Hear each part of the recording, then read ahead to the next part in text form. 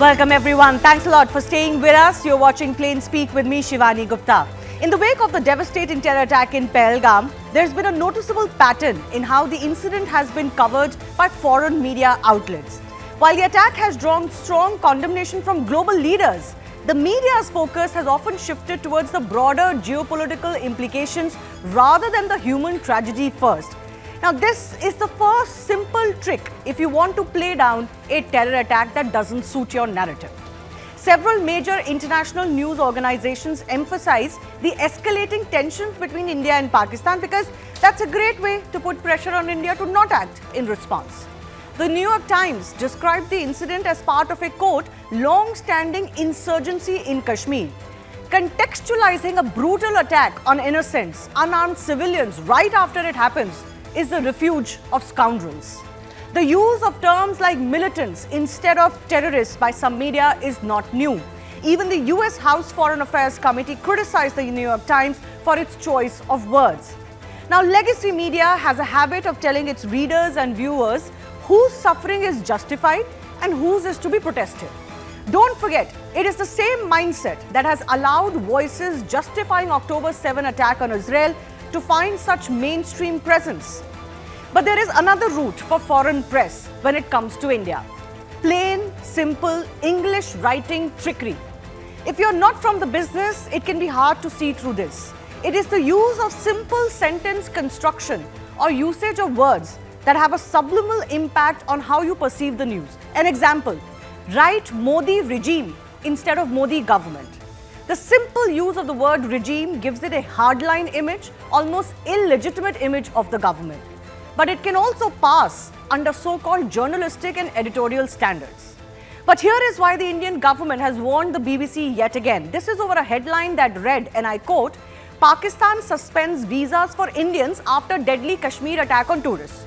Now, if you're an ordinary reader who maybe reads the headline and the kicker and not the whole article, chances are you would think that India was responsible for some side of an attack and Pakistan is the one acting against India because of this. This is why I use the word subterfuge. This is the sophisticated way in which news outlets guide your opinion on a story while also maintaining the stance that everything is technically factually correct. BBC, of course, has been continuing its practice of using the words gunmen for terrorists. One has to ask, knowing what you know about the Pahalgam attack, does your conscience allow you to call such barbarics just gunmen? Another report just referred to them as Kashmir attackers. Earlier report also used the word militant, which is a great way of knowing who stands where in a conflict. And here is another report calling them gunmen, as if you don't know that they come from properly established terror outfits. This is the kind of thing that we've been dealing with.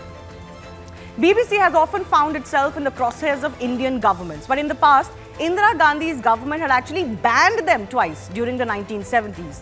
The first of that ban occurred in 1970 due to BBC's coverage, which the Indian government deemed biased and derogatory.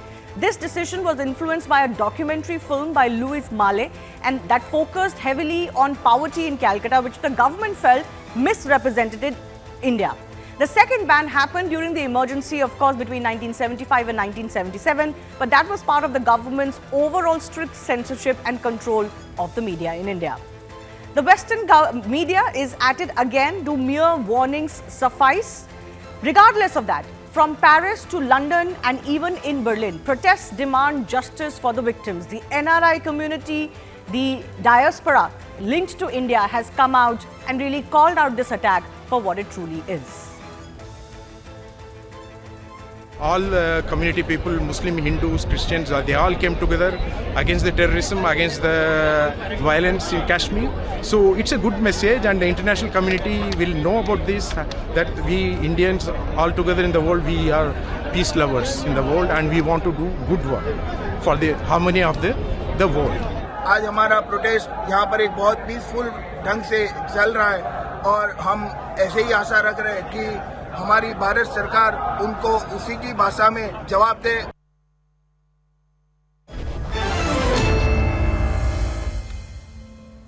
Let's go across to our guest. Joining us, Rohan Gupta is from the BJP, Deepak Vora, former diplomat with us, Sushant Sareen, senior fellow ORF, and also Pushpita Prasad, who's joining us from Kona, which is an advisory and an advocacy group for representing Hindus in the United States primarily. I do thank all of you for joining us. Let me begin with Pushpita first, because you're the foreign Indian or the NRI perspective on the show. What is the response that the community in the NRI community in US, UK and other places feels when you have such toning down of the horror in Pahalgam? I mean, some of the instances that I pointed out, I don't know if you were able to hear, some of them are downright disrespectful. Yeah, thank you for having me, Shivani. It is, I can like people around the world. It has been a very traumatic week for the community, as we've been seeing the devastating headlines and the horror of what happened, and really try to come to terms with it. But I think, for some of us in the diaspora community, this press bias that you're talking about is not new. This shapes us every day in very real lives, right? So in India, people are outraged by the presentation. But here, the presentation that happens actually shapes what people think of us in our communities, Exactly. right? What our neighbors think of us. No, it could affect you in a very deep, real way. For us, it is just coverage. But for you, it can impact you in your daily lives. Yes, in fact, I can say that one of the first reasons, one of the things Kona started, one of the reasons we started was because the impact of this coverage is having on what people think about us, and even more than us, what the impact it has on the second generation that's growing up here, right? Because there's a certain perception you can deal with things as an adult, but when you hear your peers chatter about this as a 13, 15, 16-year-old, the impact is a lot deeper. And, social media has obviously amplified things a lot more. So the headlines that you were talking about, it's not just the headline in BBC or NYT, because as you know, the coverage in the mainstream media then goes on to lead, a social media post, TikToks. So, and we live in the era of headlines. So most people are not going to read beyond the headlines. And so that's why I think the coverage has been so disturbing. You were talking about militants, right? And I think the day it happened, right, Tuesday, obviously we are 12 hours behind you. So in the day we saw the headlines, and the prominent headline that came through not just in NYT and BBC was across publications was "Gunmen Kill Tourists." Yes, right? yes. That was it. Now, again, most people read only headlines. So if I read this just without any context, if this is just scrolling across my feed, what I think is, okay, this is just another public shooting gone crazy, right? Yeah, I mean, in Gunmen the kill. US, people could think it's just some random person who has a gun, because that's how they associate gun crimes with. But this is not an Right. ordinary gunman shooting at people. There's a whole industry. My point is, Sushant, when you call somebody a gunman, it kind of denies the history of why that terrorist was produced, the infrastructure behind that terrorist. Even when you call them militants, it's as if they don't have associations from groups that are banned by the US itself, by the UN itself, and still call them militants? Shivani, you are correct, but please understand why these media platforms in the West, especially these third-rate so-called liberal, I call more Sharia Bolshevik platforms in the US and in UK, why they use such terms. It's deliberate. It's not that they're trying to be balanced about it. They're trying to give some kind of an objective news. There is a far more sinister agenda behind it. In the UK, we can very clearly point out that BBC is basically an arm of the British government. Whatever they might deny, howsoever they might try and say that it's an independent organization, BBC basically does governmental propaganda. And given the kind of government we have in the UK, a government with which, incidentally, we are trying to get into a trade deal and a bilateral trade agreement. And we are saying that our relations with the UK are historic, cultural, civilizational. I don't know, whatever other adjectives people from Mr. Service like to use to label these characters. But the fact of the matter remains that we are trying to get into a trade deal with these fellows. But we very clearly know where the loyalties and where the where the Okay, sympathies of... but I just want to interrupt you very briefly, Sushant. You know, governments have changed over the last few decades in UK. Some have been more sympathetic to India, some less. I don't think it is a reflection of how the UK government thinks. Shivani, which has been the one which has been sympathetic to India? Please tell me. Now, certainly some have been warmer than the current regime. Don't go by the words which the British spout. They are the most insincere people you can ever come across. Please don't go by the words. Go by the actions. Please tell me which British government, right from the time of partition, from 1947, which British government has actually sided with India when it came to an India-Pakistan conflict. Well, it is their Please mistakes. We are still suffering, so they obviously will not sign. But my point is, okay, if I was to say that the BBC's bias is just kind of explained by the government's view, what explains the NYT today? I think that's pure ideological. Exactly. So this is pure ideological leftist bias, right? Almost a bias towards a nexus of leftist Islamic nexus in the world. We all know it exists. Shivani, when 26/11 happened, what were the headlines back then?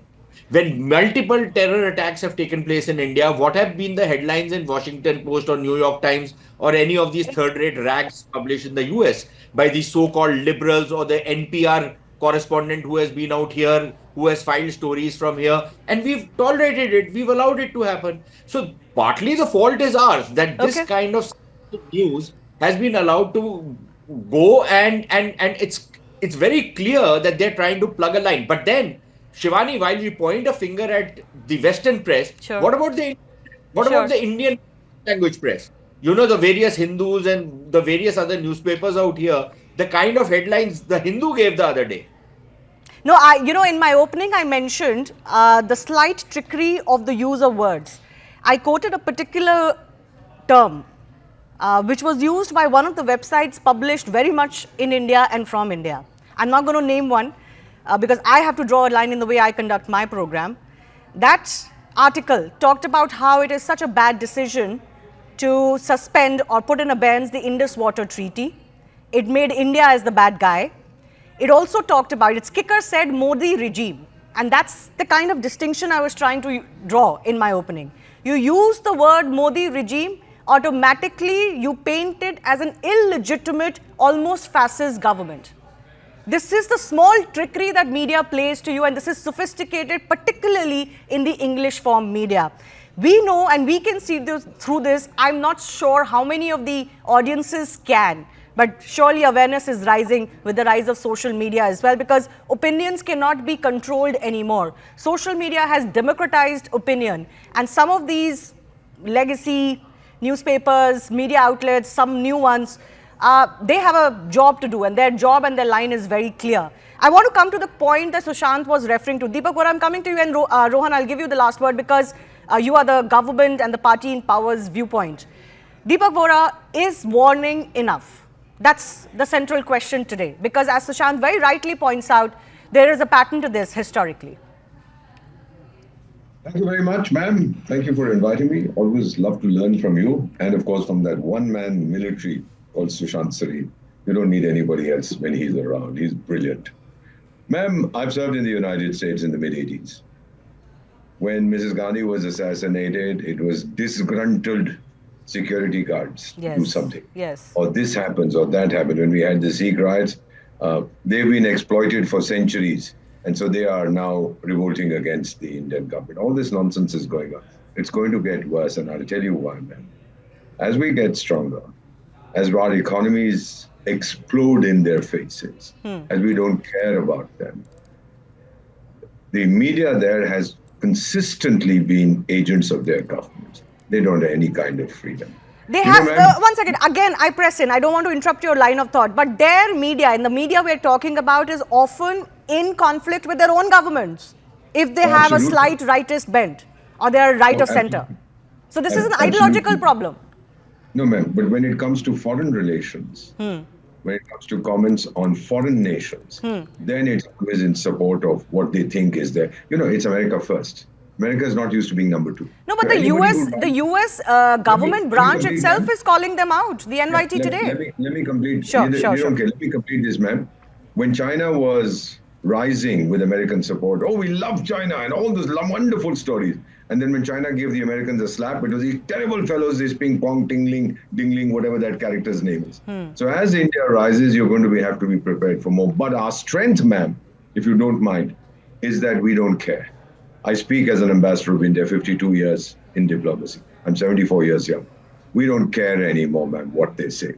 Here, within the country, yes, we have divergence of opinion, and some of the stuff that I hear is ridiculous. But ma'am, you are one of the fine examples of those who give a balance. So are the other people on your show.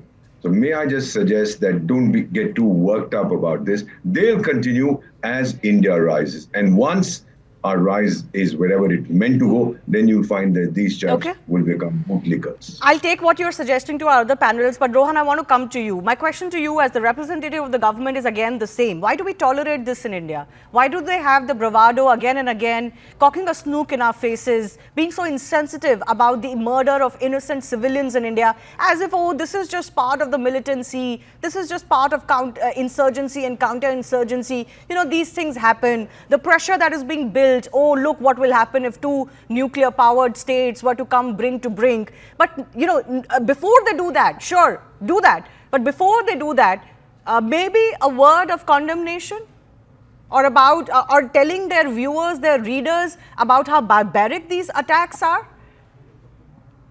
I completely agree with you. I think this bias against this anti-India bias, what we see across the world, and I'm very happy to note the comments of my fellow panelists. I think they have exposed it quite nicely. The point here is, it is not the new phenomena that all this media, they are so-called anti-India media, they are so-called, I think this is another form of international appeasement politics. That is what we are seeing in India. It is why it is difficult, ma'am. Whenever you counter people like BBC in India, there are many people who will come out in name of democracy and say that democracy is killed in India. There is no press independence. So as a government, we don't want to crush the voice, independent voice of media. But if there is a propaganda, we have seen the toolkit of Congress party. Just before every parliament session, you will find some foreign report and the whole parliament will be run on that report. Don't you feel there is a nexus? This is a clear-cut nexus. But India is smart enough. India knows how to deal with these people. As one of the panelists said, only answer we can give is our performance. India has grown like this for so many years, and our performance will ensure the mouth of these people will be shut. We are not dependent on their opinion. We know what is right, what is wrong and wrong. But don't you think, Rohan, don't you think the Modi government, or at least Narendra Modi as the Prime Minister, has focused a lot on India's image overseas, if I may say that, not just amongst the diaspora and the NRI community, but also amongst foreigners, right? Presenting India in the right light, good light, powerful, non-powerful, I leave that for political commentators to decide. But there has been an emphasis on presenting a new India. Does this kind of commentary not present us wrongly, almost as if we are guilty for what is happening in Kashmir? Does the government not have the responsibility to correct this? See, absolutely. See, the people like New York Times, if their own government, US government is questioning them, what is their reliability? These people have lost their reliability in minds of people. I'll tell you, if you see the international politics, these kind of so-called big media houses, whether it is BBC or New York Times, they have completely lost reliability. People don't trust in times of social media. People know what is right and what is wrong. Anybody who has seen video of Pahalgam across the world, I don't feel still after seeing the videos, they will rely on the documentary of BBC or New York Times. They have their own mind. The youngsters today know across the world what is right, and that is why this pro-Islamic approach across the world, whether it is BBC or that, we are not against Islam, we are not against any religion, but the kind of appeasement what we see, we are against that. And that is where India is taking that leadership across the world, that we are completely against the appeasement, whether it is international or whether it is domestic. And there are many domestic parties in India, they are still in the name of liberalization. That's why Mr. Modi calls them urban natsals. They don't realize that they are losing the trust of people of India because of this. Is that so? Pushpita, why don't you take that on first? Is that so that legacy media of this kind has lost its respect, and therefore people don't take them seriously anymore? I really want to counter two things. One is it's not ideological, because I would say even the right-wing media has not mentioned this attack properly. And you talked about headlines, but I don't think I have seen a visual of a Hindu tourist victim in the Western media, right? So not just the headlines. Remember, we live in a world of video communications, and it's as though it didn't happen, right? It's just thing. But also the impact. I do want to really talk about this strongly because I do think we ignore what's happening. So as we speak, there are South Asian and Indian student organizations at August universities, MIT, UC Berkeley. Like these kids get influenced by this. These are Indian origin or kids with some kind of a connection to the subcontinent, right? So UC Berkeley, there's actually been a fascinating thing that's a horrible thing that's played out where the Jewish student senator has issued a statement condemning this attack unequivocally and asking people to look at resources to learn. But the students with connections to the Indian subcontinent are the ones that said we condemn it and go on to provide context from, the most horrific, like basically justifying it.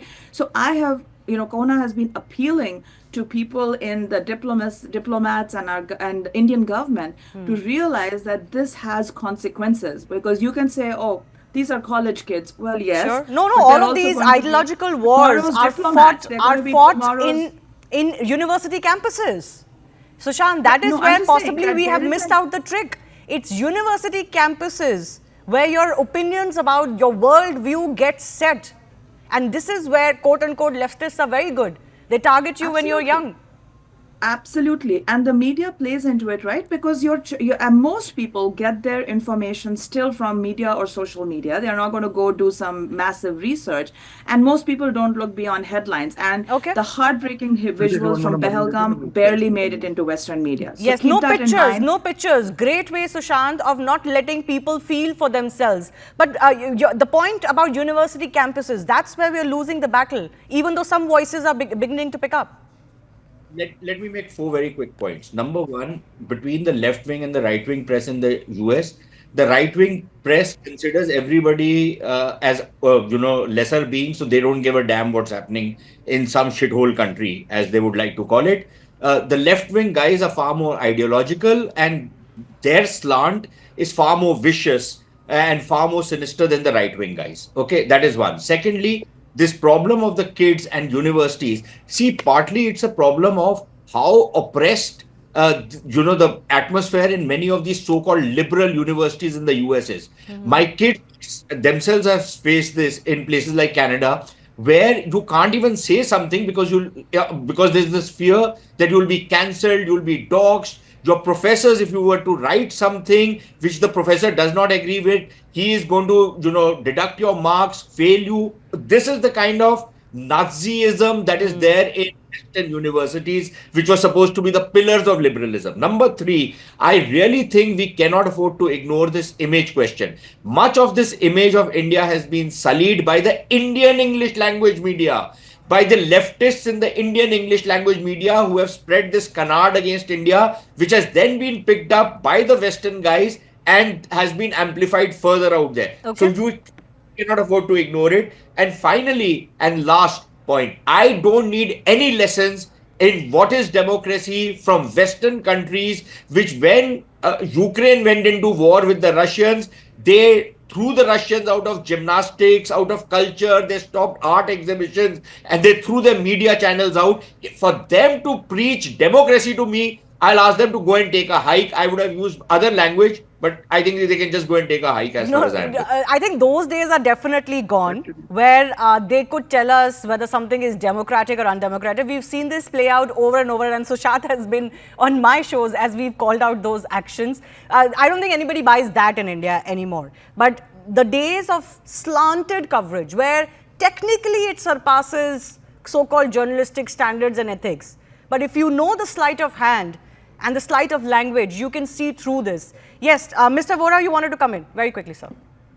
Just to say that the people, we are talking about image building. Look at the amount of foreign investment coming into India. Those who want to make money come to me. They understand what's going on. And over a period of time, you're going to see this change. I refer to an interview very quickly. I'll conclude of President Vladimir Putin with I think Tucker Carlson or somebody, and Tucker Carlson was telling him, look, you have lost the media narrative as far as Ukraine is concerned. Every American was saying 20,000 Ukrainians will kill 500 million Russians or whatever it is.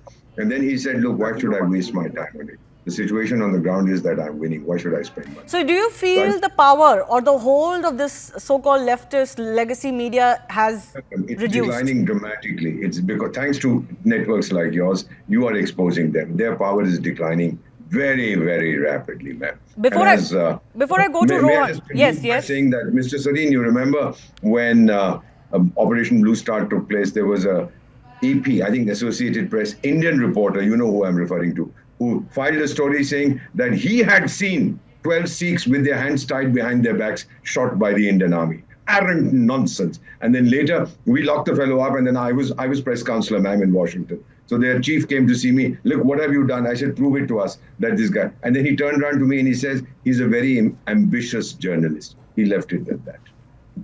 You know who I'm talking about, Mr. Sareen. I won't take any names. No, actually, this whole facade that somehow journalistic standards have been much higher in some of these outlets in itself is bogus. It's been built out of sophistication over the years. And there are countless examples, not just the one that you are giving. But Pushpita, before I give the final word to Rohan, you were shaking your head when Mr. Vora was suggesting that their power has gone down. Yeah, I would just please caution against that, because I'll give you an example. Forget what's happening in India, right? There were 500 people that showed out in freezing Toronto weather. So we are in US and Canada, right? I mean, there's not a line of it in the Canadian press. So you can quite literally be blacked out. You know, hundreds showed up in the Bay Area, hundreds have shown up in New Jersey. These are diaspora communities that are showing up in person to make their voices heard. But they're not being shown. Well, that obviously is the other trick that I didn't mention, because it's the most obvious one. Just don't report it. You have to report on Pahalgam, but then you will report it from the point of view that, oh, tensions are rising. You would not give the accurate description or the minimum amount of space that the attack itself needs. Or maybe it will come 5 paragraphs later in the article. But first you will talk about how, tensions are rising, India is in a belligerent mood, almost putting the focus on India and putting the pressure that, oh, if India was to act, somehow India would be responsible for escalations and for a possible nuclear war. Yes, Rohan, stronger action needed, or should we just ignore it? I think they are losing their relevance. I think both things are important.